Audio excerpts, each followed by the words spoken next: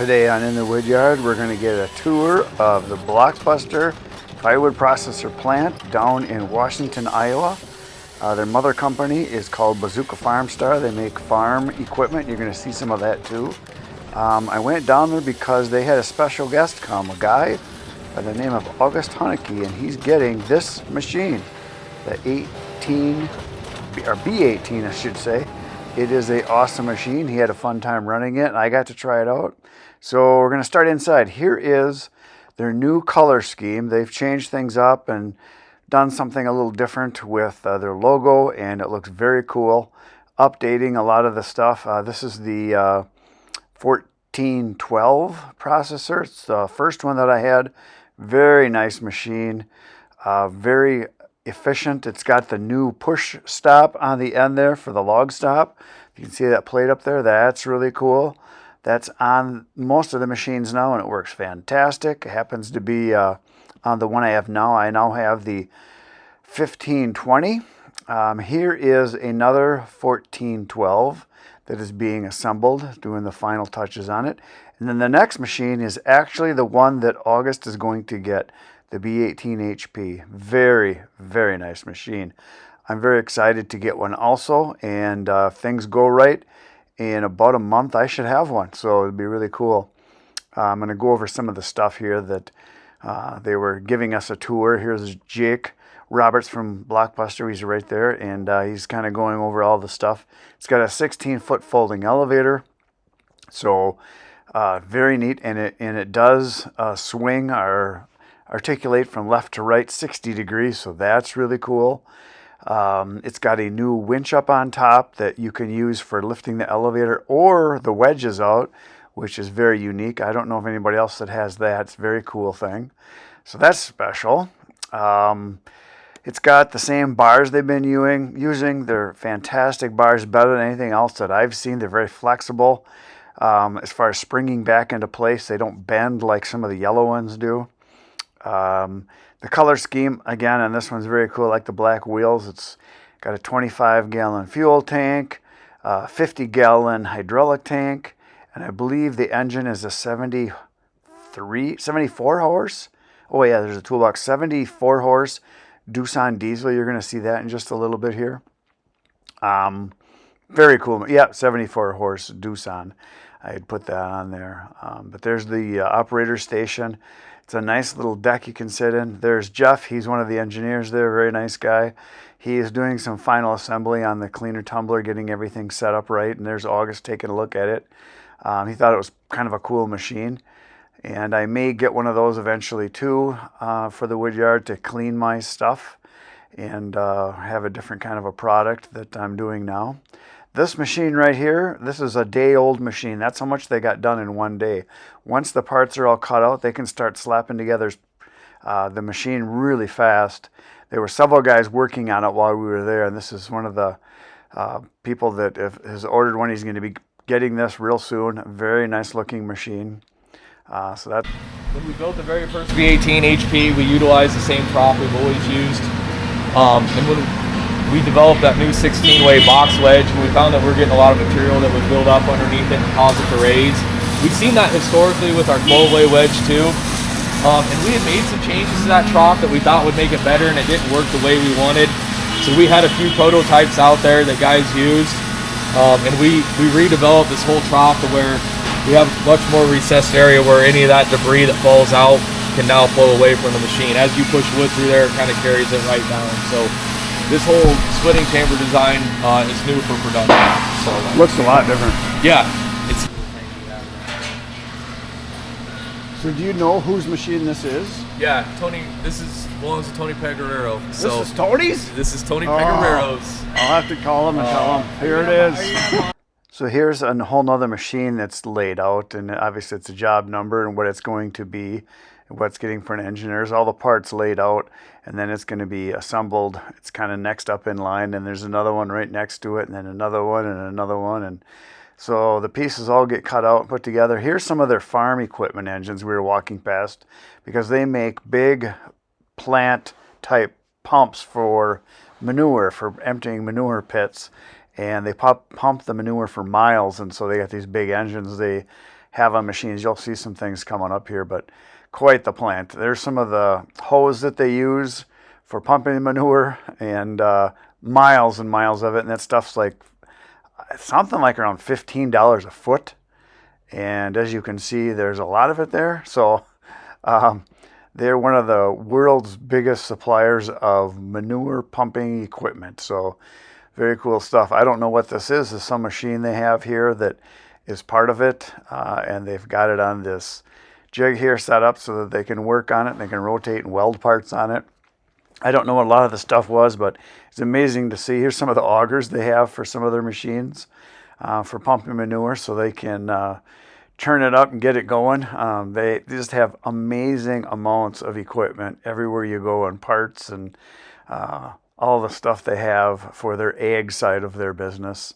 So very cool stuff, and it is absolutely amazing to see them working on some of these big machines that they have there. I only shot a little bit of footage of some of the areas that we were able to get at, and oh, here's a little spool that they use for putting all those hoses on for pumping manure. This goes up on a big machine that spools it out, and they go for miles and miles with the hoses. So pretty darn cool stuff. Here's one of their machines that then the manure gets pumped to this machine, and then it's hooked up to a tractor, and this pulls it along throughout the field, and it pumps the manure out and then discs it in at the same time. So not little toys. These are big toys. These are big boy toys.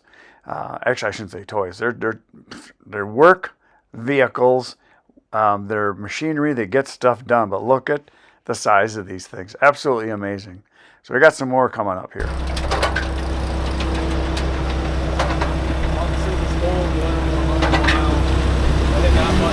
Quick idle, and then once you go to quick idle, if you have to cycle the key, you press that again, one more time, and that's going to take you up.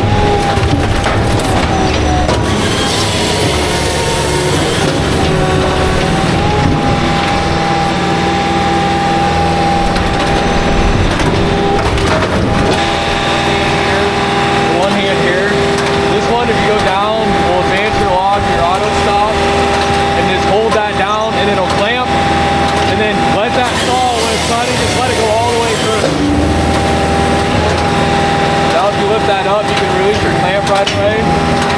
You'll have to go all the way up, and then as you do different log sizes, yep. You can just, once you hammer down, you should just be able to let that go. If you get in a really hard log, you may have to hold it. It may kick it out, but you should be able to, by law, do that. Raise your head up just a little bit. Yep, so this piece, you're getting to your last piece here. So, we'll run that out. Now it's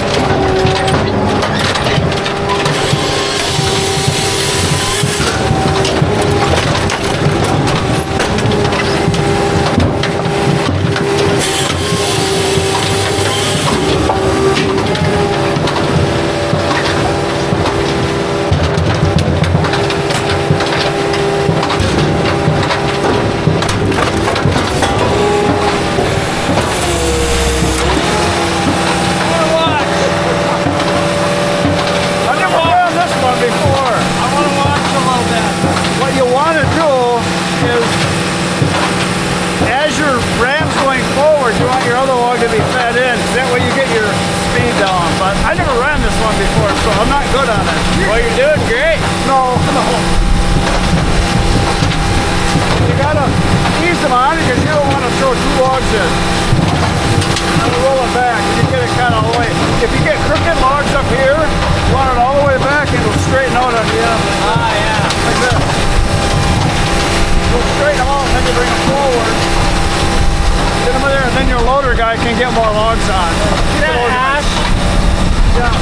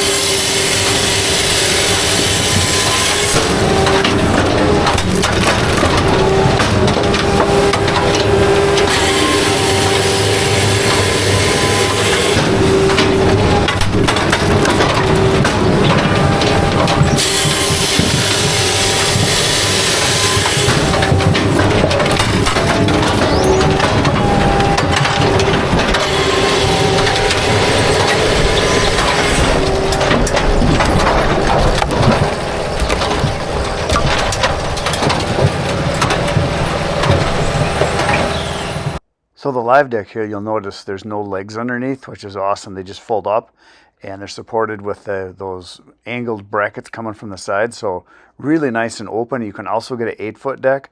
This is a 6-foot. And then of course it's got the fully lined trough in the back so you don't lose logs off the back side. And I think August is up. But yeah, so the trough runs the whole way, which I really like. Because you can have logs, especially if you get a couple of them, and they can blow off on you on the back side. There's the sawdust out to shoot there.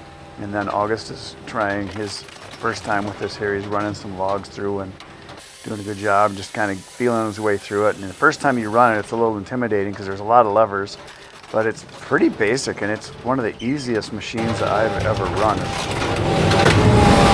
Now here, I would go up just a little bit, not much. Yep. Yeah, that way it'll stop it. Yep, right. If it teeters. And then come through slow. Yep. We need to get a marker on here for you. Yeah, but you're not going to have a 216, so you might as well cut the cookie then. Yep. One another inch. Oh, right there should be about 16.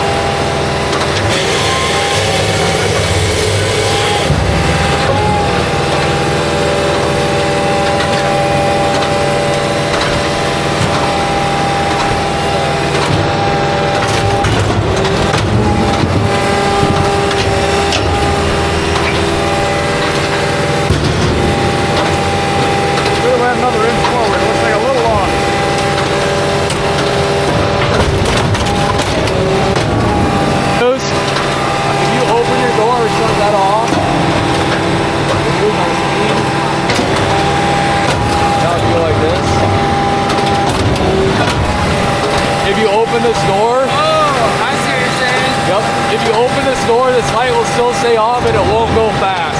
I thought it was going fast. See when I shut that door, how it really... Yeah. No, you were when you were going. Okay. But as soon as this opens, it's in slow mode. Yep, that light will stay on, but it's still in slow mode. Okay. Yep. Okay. The oiler is really finicky. A little bit goes a long ways. You just hit that button, you light them down. Okay. No different than a chainsaw. Just get your log to where you want it and run your... This is a proportional valve. So just get your saw down where you want it and see if it's leaving you a nice mist on your log. Just kind of a preference thing. Some guys... Yeah, you just want it to drip once in a while. Yep. Yep. You'll figure it We're out. talking about bar oil, right? Yeah. Yeah. Yeah, you'll see it drip down from the, just above the sprocket. You'll see a little drip once in a while. Okay. No different than a splitter. Always, if you cut a crooked piece, always keep your flat butt end to your push plate. Yep. So it's nice and square. Otherwise, if you have an angle, it's going to want to walk up. And It'll shoot up on you. And if you get a piece that gets in here that maybe gets wonky or kind of falls back in here, just get it out. Instead of trying to push it out of the way, pull it out, just so it doesn't. If you get really negligent or you get muscle memory where you're just going, you know how it is. And if you get carried away and you hit an angle piece and get up into here, you can bend some of this stuff. If you're carried away, it's That happened. would never happen. So it's not common, but just keep an eye on things the best of your ability. This thing screams. Yeah, it needs sharpening. Chain does. We've cut a lot of frozen, muddy logs with it, but It really screams, man. Man, oh man. Yeah, it's awesome. as far as setup and tear down, I could go through that here quick, but there's not much to it. So, Counterclockwise opens it up, yeah. and just a little bit goes a long ways. Yeah. All right. Shuts this off. I'll grab, there's a remote. So on this remote, if you hold this red button for 3 seconds, even if the key power is off, it's with the battery power, so you can still run your winch. Otherwise, if you run the winch from the switch, your key power has to be on.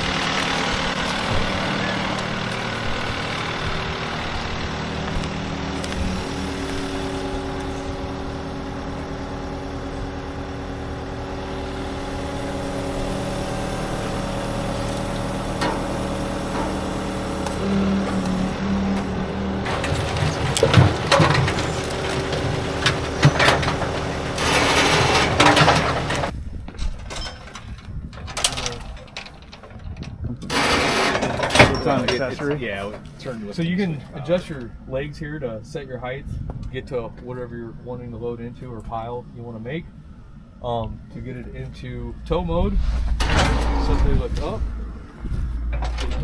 Jack legs, chain them out of the way. We're gonna